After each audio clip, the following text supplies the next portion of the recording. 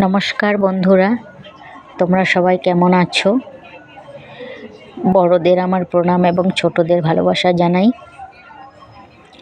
আজ মহা অষ্টমী, তাই আমি চলে এসেছি অষ্টমী স্নান করতে ছেলেকে আর মাকে সঙ্গে নিয়ে। তো আপনারাও পুরো ভিডিওটা দেখুন প্লিজ।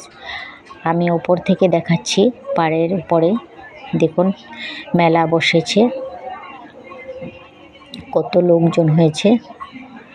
আমি সকাল সকাল চলে এসেছি, তাই বেশি লোক নেই। সকাল বলতে 9টা বাজে তখন, এখনও লোক আসেনি, দোকানও বসেনি। আমাদের এখানে আসামে অনেক নিত্য নতুন জিনিস দেখতে পাওয়া যায় দোকানগুলোতে, বাঁশের তৈরি, বেতের তৈরি। তো চলুন আপনারাও দেখবেন আমার সাথে সাথে। আস্তে আস্তে নেমে আসলাম নদীর কাছে। আর বন্ধুরা, এখানে আমার বাসন্তী পূজা হচ্ছে আমাদের বাড়ির কাছেই। তো এখানে কীর্তন হচ্ছে, হয়তো আপনাদের একটু প্রবলেম হবে আমার কথাগুলো শুনতে। প্লিজ একটু কষ্ট করে ভিডিওটা দেখবেন, মনে কিছু নেবেন না। নদীটা বিশাল বড়। এখানে আপনার যখন বর্ষাকালে সম্পূর্ণটা জলে ভরে যায়। এদিকে যে চর পড়েছে না, এগুলো বালিতে জলে ভরে যায়। এখানে মহিলাদের স্নান করে কাপড় চেঞ্জ করার জন্য ঘর বানিয়ে দিয়েছে। লোক কিন্তু বেশি এখনো আসেনি, নালে পাড়া দেওয়ার জায়গা থাকে না, এত ভিড় হয়। আর দোকানগুলোতেও অনেক সুন্দর সুন্দর জিনিস পাওয়া যায়। তো আমাদের স্নানও হয়ে গিয়েছে, এটা আর দেখালাম না। দই চিড়া খেয়ে নিয়েছি, এখন একটু মেলা ঘুরবো। আজকে ওয়েদার বেশি ভালো না, রাতে বৃষ্টি হয়েছে, তারপর দিনে এখন সেই জন্য বেশি একটা দোকান বসেনি। ওয়েদারটা মেঘলা মেঘলা ছিল, তাই আস্তে আস্তে এখন দোকানগুলো বসছে আর লোকজন আস্তে আস্তে এখন আসা শুরু হয়েছে।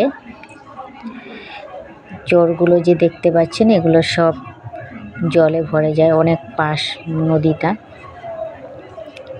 তো আমাদের আসামের অষ্টমী স্নান। আর আমি বন্ধুরা ভয়েস ওভার দিচ্ছি, আগেও আমি বলেছি আমি ভয়েস ওভার ঠিকমতো দিতে পারি না। কথা বলতে গেলে না, একটা বলতে ভাবি যে এটা বলবো, কিন্তু ভুলে যাই।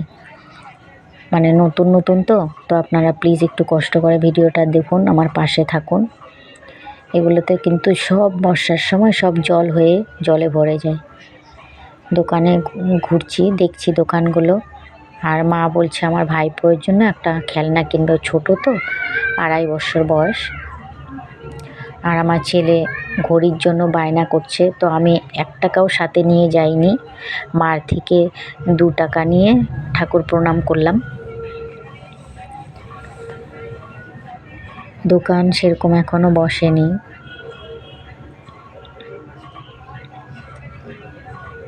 ছেলে কান্না শুরু করে দিয়েছে। ওর দিদন বলছে যে দোকান থেকে কিনে দেবো ভালো ঘড়ি, আমাদের বাড়ির পাশেই দোকান, মেলাতে তো দামও বেশি নেয়। তো রাগ করে চলে যাচ্ছে। দেখুন, এখানে চলে আসলাম ভাইপোর জন্য একটা খেলনা কিনতে।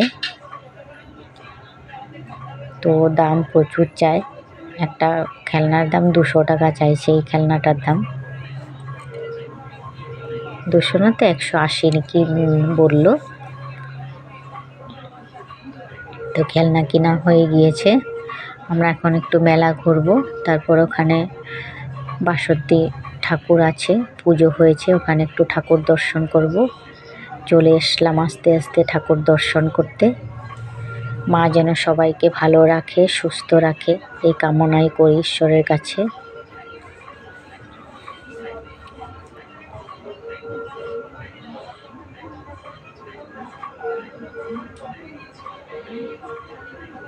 তো এখানে ঠাকুর দর্শন করলাম।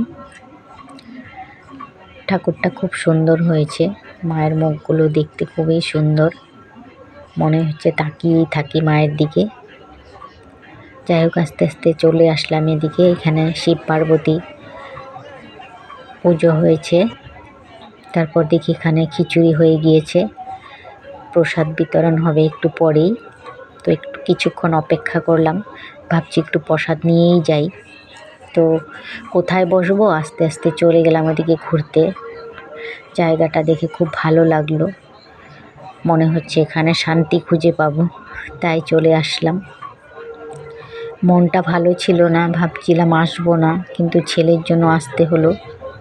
ছেলেরও তো ইচ্ছে করে ঘুরতে বেড়াতে, যেহেতু ছোট, ওর মন রাখার জন্য চলে আসলাম এখানে। আমার মনে হচ্ছে আমি এখানেই থেকে যাই, আমার আর হই হুল্লোড় অশান্তি মানে গালাগাল যা তা কথা সবতে আর মানে যেতে ইচ্ছে করে না। কিন্তু কোথায় যাব, জায়গা তো কোথাও নেই। বন্ধুরা, এখানে আমার পাশেই ট্রেন, মানে রেল লাইন, তো ট্রেন যাচ্ছে, মনে কিছু নেবেন না প্লিজ, ভিডিওটা একটু কষ্ট করে দেখবেন। এখানে ছেলে চলে এসেছে আগে আগে, এখানে দেখছে ঘোড়া নিয়ে আসছে দুটো। ছেলের মন রাখার জন্য আবার চলে আসলাম এখানে, ঘোড়ায় চড়বে ছেলে। তো এখানে কিছু ছেলেরা দেখলাম ঘোড়াতে চড়ছে, তারপর দেখলাম একজন পড়েও গেল। তো আমি ভয় পাচ্ছিলাম যে না করলাম, ছেলেকে চড়তে হবে না, ও চড়বে। আমারও খারাপ লাগে সব সময় ছেলেকে এটা করবি না সেটা করবি না করতেও খারাপ লাগে। তো বললাম চড়, তো কাকুটা ধরে রেখেছে যদি পড়ে যায়। 20 টাকা নিল এখানে ঘোড়ায় চড়তে।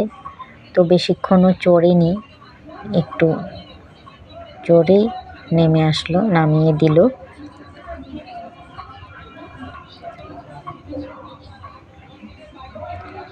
ছোট ঘোড়া, বড় না, ছোট্ট ঘোড়া, মানে এখনো বাচ্চাই বলতে পারো, ঘোড়াটা বড় না, ঘোড়ায় চড়বে। ওকে বলছি ভালো করে বস, ও বসতেই পারছে না ঠিক করে।